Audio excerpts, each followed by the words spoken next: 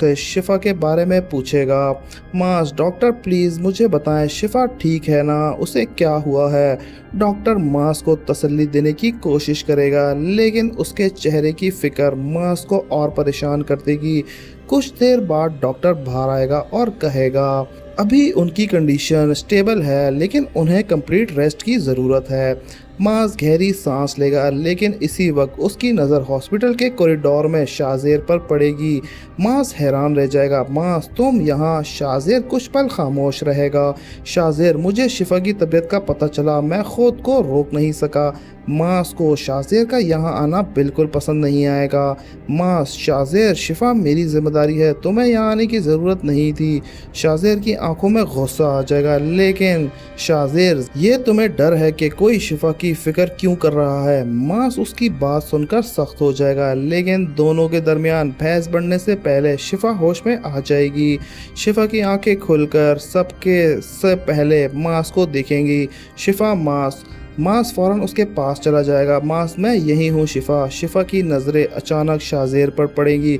उसका चेहरा बदल जाएगा।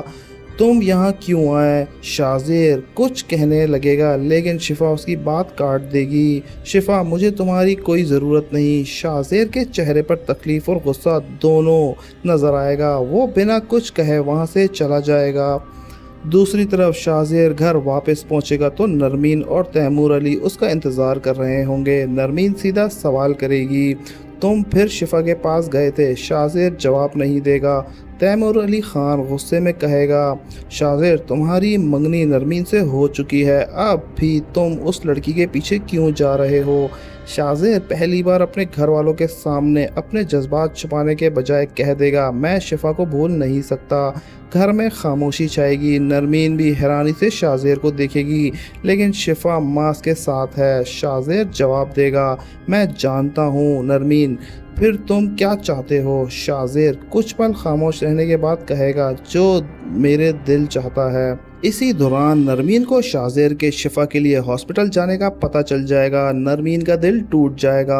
वो शाज़ेर का सामना करेगी। नरमीन मुझे तुम एक सवाल पूछना है, अगर तुम्हारे दिल में शिफा है तो फिर मेरी ज़िंदगी में क्यों आए। शाज़ेर के पास कोई जवाब नहीं होगा। नरमीन की आंखों में आंसू आ जाएंगे। नरमीन मैं तुम्हारी मंगेतर हूँ। शाज़ेर तुम्हारी नज़रों में मैं कभी थी ही नहीं। शाज़ेर उसे रोकने की कोशिश करेगा लेकिन नरमीन वहाँ से चली जाएगी। हॉस्पिटल में शिफा को डिस्चार्ज करने की तैयारी होगी। मास उसे घर लेके जाने के लिए तैयार होगा लेकिन डॉक्टर मास को रोक कर कहेगा एक बात का ख्याल रखना, शिफा को किसी भी किस्म का इमोशनल स्ट्रेस नहीं होना चाहिए। मास फौरन कहेगा मैं उसे किसी चीज़ की कमी नहीं होने दूंगा। लेकिन बाहर निकलते ही शिफा की नज़र ऐसे शख्स पर पड़ेगी जिसे देखकर उसके कदम रुक जाएंगे। शाज़ेर शिफा हैरान होगी वो दोबारा यहाँ क्यों आया। शाज़ेर धीमी आवाज़ में कहेगा शिफा मैं तुमसे सिर्फ एक बात करना चाहता हूँ। शिफा जवाब देगी अब हमारे दरमियान बात करने को कुछ नहीं बचा। शाज़ेर बचा है और वो सच तुम अब भी तक नहीं जानती। शिफा के चेहरे पर हैरानी छा जाएगी।